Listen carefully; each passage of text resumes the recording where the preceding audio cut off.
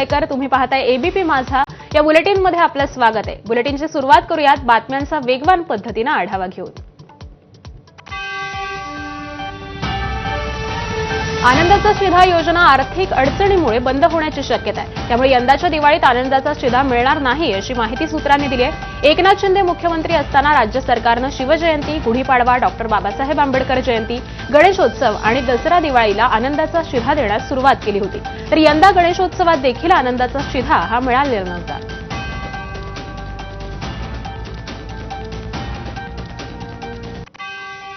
पोलिसांनी जप्त केलेले अंमली पदार्थ ज्यांच्या ताब्यात ठेवले जातात त्या न्यायाधीशांनीच त्या अंमली पदार्थांचं सेवन केल्याचं मुंबई उच्च न्यायालयाच्या शिस्तपालन समितीला आढळून आल्यानंतर इरफान शेख नावाच्या न्यायाधीशांना बडतर्फ करण्यात आलंय. मात्र न्यायाधीशांनी जर खरंच अंमली पदार्थांचं सेवन केलं होतं तर फक्त बडतर्फीची कारवाई का करण्यात आली? इतर आरोपींना जशी अटक होते तशी अटक इरफान शेख यांना का झाली नाही असा प्रश्न आता उपस्थित होतोय. खुद्द न्यायाधीशांनीच अंमली पदार्थांचं सेवन करण्याचा हा प्रकार मुंबईतील बहुचर्चित कॉर्डेलिया क्रूज प्रकरणाशी संबंधित आहे. फिल्म स्टार शाहरुख खानचा मुलगा आर्यन खानला त्यावेळी एनसीबीचे प्रमुख असलेल्या समीर वानखेडेंच्या टीमनं कॉर्डेलिया क्रूजवरून अटक केली होती. त्यामुळे कॉर्डेलिया क्रूजवर इरफान शेख हे न्यायाधीश देखील होते.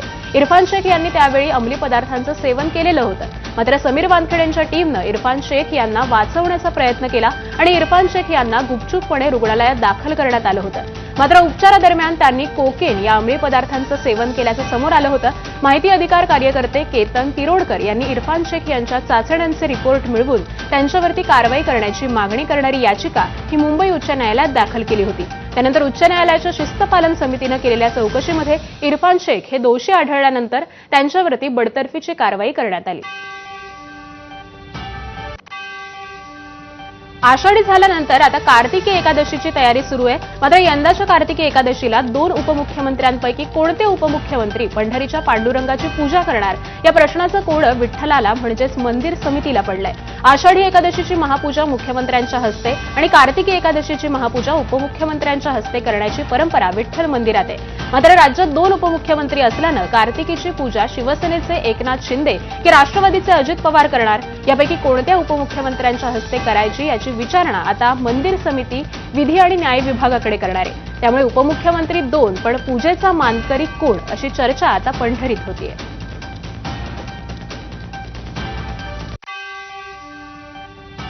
विधी व न्याय विभागाला आम्ही पत्र पाठवत असतो की या वर्षीची एकादशी ही 2 नोव्हेंबरला आहे. मग त्यांच्याकडून आम्हाला सूचना येते की आपण या उपमुख्यमंत्र्यांना जाऊन निमंत्रण द्या. तसं त्या पद्धतीने आम्ही त्यांची सूचनेप्रमाणे आम्ही जाऊन उपमुख्यमंत्र्यांना पत्र देत आहोत. तर याआधी कोणाच्या हस्ते कार्तिकी एकादशीची महापूजा झाली आपण पाहूयात. 2023 मध्ये देवेंद्र फडणवीस, अजित पवार हे 2 उपमुख्यमंत्री होते. त्यावेळी फडणवीसांच्या हस्ते पूजा झाली. 2024 मध्ये कार्तिकी यात्रा काळात आचारसंहिता असल्याने पुणे विभागीय आयुक्त कुलकुंडवारांच्या हस्ते पूजा झाली. यंदाही जिल्हा परिषद नगरपालिका निवडणुकीच्या आचारसंहितेची शक्यता असल्यानं उपमुख्यमंत्र्यांना पूजा करता येऊ शकते. 2017 मध्ये जिल्हा परिषदेची आचारसंहिता असताना चंद्रकांतदादा पाटील यांच्या हस्ते पूजा झाली. तर त्याच पद्धतीनं जरी आचारसंहिता लागली तरी निवडणूक आयोगाच्या परवानगीनं उपमुख्यमंत्र्यांना पूजा करता येणार आहे.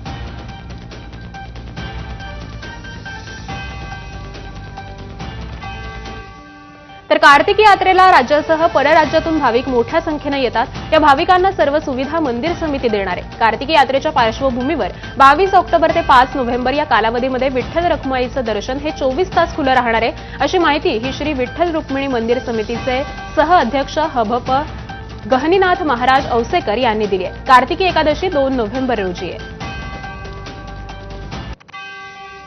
सांगली जिल्ह्यात महायुतीत मिठाचा खडा पडण्याची शक्यता आहे. भाजपचे आमदार सदाभाऊ खोत यांनी सहपालकमंत्री बाबासाहेब पाटलांवरती गंभीर आरोप केले. सांगली जिल्हा मध्यवर्ती बँकेतील 559 जागांच्या नोकर भरतीला परवानगी दिली. या जागा सहकार मंत्र्यांसह सर्वांनी वाटून घेतल्याचा आरोप खोतांनी केलाय. एका जागेचा दर 30 लाख रुपये ठरवल्याचा आरोप देखील खोतांनी केलाय. एमपीएससीच्या धर्तीवरती परीक्षा घेऊन भरती करा, बँकेच्या माध्यमातून परीक्षा घेऊ नये, अन्यथा सहकार मंत्र्यांच्या दारामध्ये उपोषणाला बसणार असा इशारा देखील खोतांनी दिलाय. बाबासाहेब पाटील हे राष्ट्रवादीच्या कोट्यातून मंत्री आहेत, त्यामुळे राष्ट्रवादी विरुद्ध भाजप असा सामना रंगणार आहे. दरम्यान सदाभाऊ खोत आज मुंबईत सहकार मंत्र्यांची भेट घेणार आहे. या सगळ्या गुणवंत चांगल्या विद्यार्थ्यांना जर याचा लाभ मिळायचा असेल तर निश्चितपणानं बँकेच्या माध्यमातून परीक्षा घेण्यात येऊ नयेत अशी मागणी माझी आहे. जर हे बदल नाही केला तर सहकार मंत्र्यांच्या मुंबईतल्या बंगल्यासमोर मी स्वतः उपोषण करणार आहे. कोल्हापूर जिल्ह्यात विधानसभा निवडणुकीत 10 पैकी 10 जागांवरती महायुतीला यश मिळालं, त्यामुळे कोल्हापूर जिल्ह्यात महायुतीची ताकद मोठ्या प्रमाणात वाढली. त्यामुळे जिल्हा परिषद निवडणुकीला महायुतीतील तिन्ही पक्षांकडे इच्छुकांची गर्दी झाली आहे. हीच गर्दी आता महायुतीची डोकेदुखी ठरण्याची शक्यता आहे. कोल्हापूर जिल्हा परिषद निवडणुकीसाठी महायुतीतील प्रत्येक पक्षानं जागा वाटपात आम्हालाच सर्वाधिक वाटा मिळावा अशी भूमिका घेतली आहे. जिल्हा परिषद निवडणूक ही कार्यकर्त्यांची निवडणूक असते, त्यामुळे या निवडणुकीमध्ये कोणत्याही कार्यकर्त्याचा बळी दिला जाणार नाही. पक्ष कार्यकर्त्यांच्या पाठीशी भक्कमपणे उभा राहील अशी भूमिका ही भाजपचे नेते चंद्रकांत पाटील यांनी घेतली आहे. तर जमेल त्या ठिकाणी महायुती म्हणून आणि जमणार नाही त्या ठिकाणी स्वबळावरती लढणार असल्याचं हसन मुश्रीफ यांनी म्हटलंय. त्यामुळे जिल्हा परिषद निवडणुकीच्या पार्श्वभूमीवरती कोल्हापूर जिल्ह्यातील महायुतीच्या नेत्यांची डोकेदुखी ही वाढणार आहे. जिल्हा परिषद, नगरपालिका आणि महानगरपालिका निवडणुकीची तयारी सुरू केलेली आहे. यापूर्वी अनेक वेळा आमच्याही बैठका झालेल्या आहेत आणि शेवटी एकत्र लढायचं असल्यामुळं जिथं आमचं जमेल तिथं युतीनं, न जमेल तिथं स्वबळावर आणि एकमेकावर टीका न करता झेंडा युतीचा फडकवायचा ठरलेला आहे. हर्षवर्धन सपकाळ यांनी स्थानिक स्वराज्य संस्था निवडणुकीत एकला चलोचा नारा दिलाय. स्थानिक स्वराज्य संस्था निवडणुकीत आघाडीसोबत लढायचं की स्वतंत्र लढायचं याचे अधिकार जिल्हा संघटनेला दिलेत. ते जो निर्णय घेतील तो प्रदेश काँग्रेसला मान्य असेल असं सपकाळ म्हणाले. त्यामुळे नागपूरमध्ये काँग्रेसच्या जोरावरती निवडणूक लढवू पाहणारे ठाकरेंची शिवसेना आणि शरद पवारांच्या राष्ट्रवादीची गोची झाली आहे. स्थानिक संघटनेला, स्थानिक आमचे जे युनिट आहे, जिल्हा Congress committee, block Congress committee, या स्तरावर आम्ही अधिकारांचं विकेंद्रीकरण केलेलं आहे. त्या ठिकाणी पक्षाचे आम्ही निरीक्षकही पाठवलेले आहे. त्या ठिकाणचा जो निर्णय असेल त्या निर्णयाला संपूर्ण महाराष्ट्रभरामध्ये आमचं समर्थन राहील. हैदराबाद गॅझेटियरच्या अंमलबजावणी मान्यता देणाऱ्या शासन निर्णयाविरोधात दाखल याचिकांवरती मुंबई उच्च न्यायालयामध्ये सुनावणी पार पडणार आहे. कुणबी सेना, महाराष्ट्र माळी समाज महासंघ, अहिर सुवर्णकार समाज संस्था, महाराष्ट्र नाभिक महामंडळ यांच्याकडून शासन निर्णयाला आव्हान देण्यात आलंय. 2 सप्टेंबरचा शासन निर्णय असंविधानिक असून तो रद्द करण्याची आणि त्याचबरोबर शासन निर्णयामध्ये सुधार करण्याची मागणी याचिकाकर्त्यांनी केली आहे. मागणी सुनावणीमध्ये न्यायमूर्ती रेवती मोहिते डेरे आणि न्यायमूर्ती संदेश पाटील यांच्या खंडपीठानं सुनावणी घेण्यास नकार दिलेला होता. बंजारा समाज आणि धनगर समाजाला आदिवासी आरक्षणात समाविष्ट करण्यात येऊ नये या मागणीसाठी गोंदियामध्ये आदिवासी समाजाचा मोर्चा काढण्यात येणार आहे. तर बंजारा समाजाला तत्काळ अनुसूचित जमातीत समाविष्ट करण्याच्या मागणीसाठी अहिल्यानगर, यवतमाळ आणि भंडाऱ्यामध्ये बंजारा समाज हा भव्य मोर्चा काढणार आहे. एसटी प्रवर्गात कोणत्याही जातीला समाविष्ट करू नये यासाठी आज नांदेडमध्ये मूळ आदिवासी समाजाकडून मोर्चा काढण्यात येणार आहे. यावेळी आमचं ताट सुरक्षित आहे पण कोणी घुसू नये म्हणून आदिवासी समाजाचा मोर्चा काढत आहे अशी प्रतिक्रिया ही भाजपचे आमदार भीमराव केराम यांनी दिली आहे. तर आरक्षण नाकारल्यानंतर ही पुन्हा आरक्षणाची मागणी करणे हे मूळ आदिवासी समाजावरती अन्याय असल्याचं केराम म्हणाले. आमचं ताट सुरक्षित असल्यामुळेच आम्ही आमच्या ताटामध्ये कुणी घुसू नये म्हणून त्याचा मोर्चा आयोजित केलेला आहे. आजी माझे आमदार खासदार मोठे सहभागी होणार. सध्या तर मूळ आदिवासी समाजामध्ये काम करणारे जिल्ह्यातलेच असणारे नेतृत्व या ठिकाणी मोर्चाला सहभागी होणार आहे. बंजारा समाजाला अनुसूचित जमाती प्रवर्गातून आरक्षण देण्यात यावं या मागणीसाठी बंजारा आरक्षण कृती समितीच्या वतीनं आज मोर्चा काढण्यात येणार आहे. यवतमाळ आर्णी रोडवरील वनवासी मातोरी ते पोस्टल ग्राउंड असा भव्य मोर्चा काढण्यात येईल. सकाळी 11 वाजता या मोर्चाला सुरुवात होणार आहे. यावेळी कोणताही अनुसूचित प्रकार घडू नये यासाठी चोख सुरक्षा व्यवस्था तैनात करण्यात आली आहे आणि याच सगळ्याचा आढावा घेतलाय आमच्या प्रतिनिधींनी. जाणून घेऊया. हैदराबाद गॅजेटियर आणि सिपियान बेरार गॅजेटनुसार बंजारा समाजाला एसटी प्रवर्गातून आरक्षण देण्यात यावं या मागणीसाठी आज यवतमाळच्या वनवासी मारुती ते पोस्टल ग्राउंड असा भव्य जन आक्रोश महामोर्चाचं आयोजन करण्यात आलेलं आहे. बंजारा कृती समिती आणि बंजारा महासंघ यांच्या वतीने हा मोर्चा काढण्यात येत आहे. यवतमाळ जिल्ह्यात जर पाहिलं तर बंजारा बांधव मोठ्या संख्येने यवतमाळ जिल्ह्यात आहेत. जवळपास या महामोर्चामध्ये 1 लाख बंजारा बांधव येण्याची शक्यता आहे. त्यामुळेच पोलिसांनी सुद्धा या ठिकाणी तगडा बंदोबस्त ठेवण्यात आलेला आहे. वनवासी मारुती ते पोस्टल ग्राउंड असा हा मोर्चाचा महामार्ग असल्यामुळे या ठिकाणी कुठली अनुचित घटना घडू नये त्यामुळे त्यासाठी पोलिसांनी सुद्धा सुरक्षेच्या दृष्टिकोनातून उपाययोजना करण्यात आलेल्या आहेत. एकंदरीत जर पाहिलं तर बंजारा बांधव आता एसटी प्रवर्गातून आरक्षण मिळण्यासाठी आक्रमक होताना दिसून येत आहेत आणि त्यामुळेच आज यवतमाळ जिल्ह्यात हा बंजारा बांधव या मोर्चाचं आयोजन करण्यात आलेलं आहे. निलेश फाळके, एबीपी माझा, यवतमाळ. आणि यानंतर पुण्यामधून एक मोठी बातमी येते. पुणे पोलिसांनी निलेश घायवळच्या घराची झडती घेतलेली असता त्यांना मराठवाड्यातील वेगवेगळ्या ठिकाणी खरेदी करण्यात आलेल्या जमिनीची कागदपत्र, पासबुक आणि इतर साहित्य हे आढळून आलंय. जमिनींचे हे व्यवहार मराठवाड्यातील पवन चक्क्यांच्या संदर्भातले आहेत. त्याबरोबरच घायवळच्या घरामधून पोलिसांना अनेक जिवंत काडतुसं सापडल्यानंतर घायवळवरती त्याबद्दल आणखी एक गुन्हा आता पोलिसांनी दाखल केलाय. आणि याच संदर्भातले अपडेट्स घेऊयात आपले प्रतिनिधी मंदार गोंजारे यांच्याकडून. मंदार, घायवळच्या घराची झडती घेण्यात आलेली आहे, नेमकं काय काय आढळून आलंय?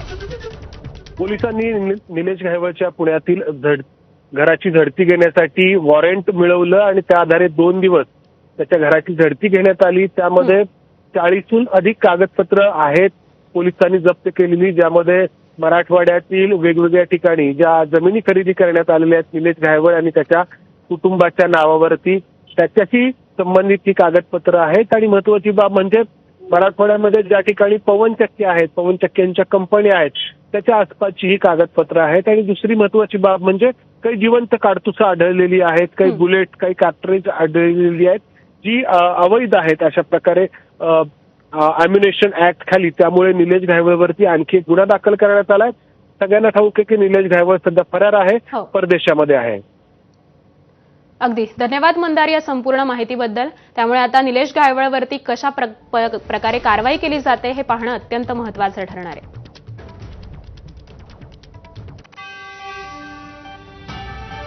उद्यान कामगारांच्या प्रलंबित मागण्यांसाठी नवी मुंबई महापालिकेच्या मुख्यालयासमोर आंदोलन सुरू होतं. मात्र या आंदोलनाला अंतर्गत वादातून हिंसक वळण लागलं असून आंदोलनकर्ते कामगार नेते मंगेश लाड यांच्यावरती 4 ते 5 जणांनी मुख्यालयासमोरच मारहाण करण्याचा प्रयत्न केला. यावेळी त्यांना लाथाबुक्क्यांनी मारहाण करण्यात आली. कशावरून मारहाण झाली याबाबतचं कारण हे पुढे आलेलं नाही. देवी विसर्जन मिरवणुकीदरम्यान बुलढाण्यातील बावनबीर गावामध्ये दगडफेकीची घटना घडली होती. त्यानंतर आता गावात तणावपूर्ण शांतता आहे. दरम्यान केंद्रीय मंत्री प्रतापराव जाधव आणि बुलढाण्याचे सहपालकमंत्री संजय सावकार यांनी दंगलग्रस्त बावनबीर गावामध्ये भेट दिली. तिथल्या नागरिकांशी संवाद साधत परिस्थिती जाणून घेतली. गावातील नागरिकांनी शांतता आणि संयम ठेवण्याचं आवाहन हे प्रतापराव जाधवांनी केलंय.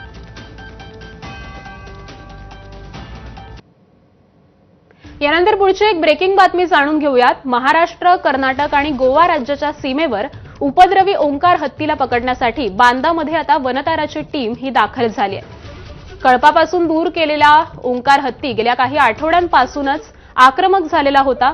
ओंकार हत्तीला पकडण्यासाठी आता खास प्रशिक्षित अशी टीम ही दाखल झाल्याची माहिती समोर येते. त्यामुळे ओंकारला पकडण्यासाठी कर्नाटकातील प्रशिक्षित कुमकी हत्ती देखील या ठिकाणी आणला जाणार आहे. गेल्या काही दिवसांपासूनच प्रशिक्षित कर्मचाऱ्यांची टीम ही घटनास्थळाची पाहणी करत होती. ओंकार हत्तीनं सिंधुदुर्ग जिल्ह्यातील कास गावामध्ये अक्षरशः दुडगूस घातलेला आहे. भर वस्तीमध्ये हत्ती येत असल्यामुळे स्थानिक ग्रामस्थांमध्ये भीतीचं वातावरण देखील पसरलेलं होतं. भात शेती, केळी बागायतींचं अतोनात असं नुकसान झालेलं होतं. आणि सकाळी ओंकार हत्ती कास पंडितवाडी इथं भर वस्तीमध्ये येऊन गेला. हत्ती आक्रमक झाल्यास दुर्घटना होऊ शकते. ओंकार हत्ती सुमारे तासभर रस्त्यावरती असल्यामुळे दोन्ही बाजूची वाहनं देखील रोखण्यात आलेली होती. त्यामुळे उपद्रवी अशा या ओंकार हत्तीला पकडण्यासाठी आता वनताराची टीम दाखल झालेली आहे. त्यामुळे या हत्तीला नेमकं कधी पकडलं जाईल हे देखील पाहणं महत्त्वाचं ठरणार आहे.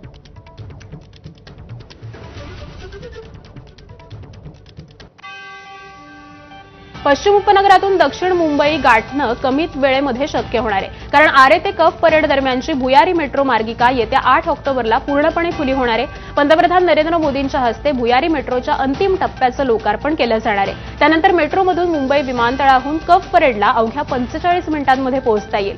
ॲक्वा लाईन म्हणून ओळखल्या जाणाऱ्या मेट्रो 3 मार्गिकेवरती सध्या वरळीच्या आचार्य अत्रे चौक स्थानकापर्यंत प्रवास सेवा सुरू आहे। पुढील मार्गिकेवरील वरळी सायन म्युझियम स्थानक ते कफ परेड पर्यंतच्या अंतिम टप्प्याचं काम पूर्ण झालंय। या अंतिम टप्प्यातील 11 भूमिगत स्थानकांवरील प्रवासी सेवा ह्या 8 ऑक्टोबरला खुल्या होणार आहेत। नवी मुंबई आंतरराष्ट्रीय विमानतळ अखेर उड्डाणासाठी सज्ज झालेलं आहे। 8 ऑक्टोबरला पंतप्रधान नरेंद्र मोदी यांच्या हस्ते या विमानतळाचं औपचारिकरित्या उद्घाटन होणार आहे। त्यानंतर डिसेंबरमध्ये देशांतर्गत आणि आंतरराष्ट्रीय उड्डाणांना प्रत्यक्ष सुरुवात होईल। तत्पूर्वी विमानतळावरती ऑक्टोबर अखेरीस तिकीट विक्रीला सुरुवातही होणार आहे। सुरुवातीला दररोज सकाळच्या पहिल्या तासांमध्ये 8 ते 10 विमानांचं उड्डाण, त्यानंतर मागणीनुसार 20 ते 30 विमानांचं दर तासाला उड्डाण करण्याचं नियोजन केल्याची माहिती ही सिडको आणि अदानी समूहाकडून सूत्रांनी दिली आहे। दिवाळीच्या पार्श्वभूमीवरती नागरिकांची सुरक्षितता आणि शांतता भंग होऊ नये यासाठी मुंबईमध्ये ड्रोन आणि फ्लाईंग कंदील उडवण्यास बंदी असणार आहे। 7 ऑक्टोबर ते 5 नोव्हेंबर दरम्यान ड्रोन उडवण्यावरती बंदी घालण्यात आली आहे, तर 12 ऑक्टोबर आणि 10 नोव्हेंबर या 30 दिवसांमध्ये फ्लाईंग कंदील उडवण्यास पूर्णतः बंदी असणार आहे। तसंच फ्लाईंग कंदीलचा साठा करण्यास आणि त्याबरोबरच विक्री करण्यास देखील परवानगी नसणार आहे। दरम्यान या आदेशांचं उल्लंघन करणाऱ्यांविरोधात कारवाई करण्यात येईल। भंडारा शहराच्या मध्यवर्ती भागात असलेल्या गांधी चौकातील तिरुपती गिफ्ट सेंटरला मध्यरात्री अचानक आग लागली।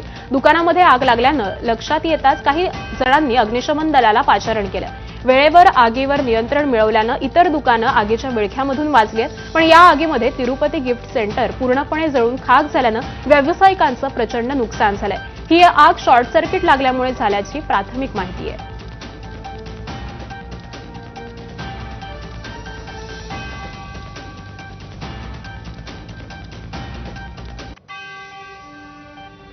भिवंडी तालुक्यातील लोणाड ग्रामपंचायत हद्दीतील पॅरामाउंटन वेअर हाऊस संकुलातील कुरिअर गोडाऊनला भीषण आग लागली आहे। शॉर्ट सर्किटमुळे आग लागल्याचा प्राथमिक अंदाज हा व्यक्त करण्यात आलाय।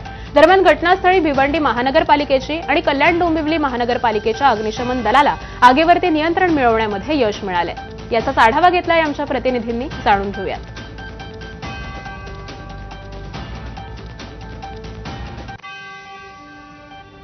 भिवंडी तालुक्यातील लोणाड परिसरात असलेल्या पॅरामाउंट गोदाम संकुलामधील केमिकलच्या गोदामाला भीषण अशी आग लागलेली होती। आपण पाहू शकतो या ठिकाणी की अजूनही 10 तास उलटून गेलेले, मात्र अजूनही धुराचे लोड, काही ठिकाणी आगीचे लोड या ठिकाणी पाहायला मिळतात आहे।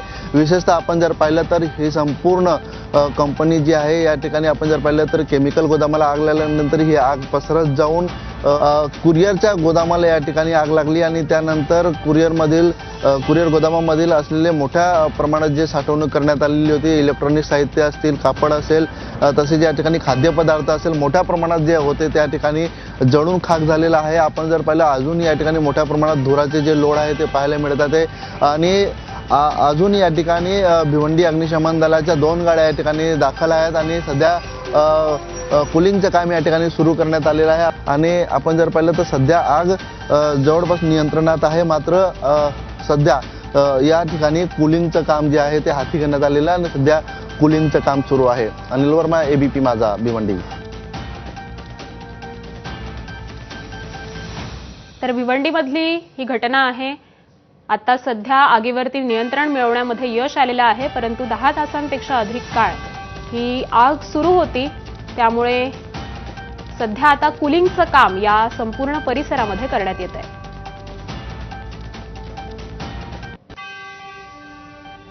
यासोबतच बुलेटिनमध्ये एक छोटासा ब्रेक घेतोय, पाहत रहा एबीपी माझा।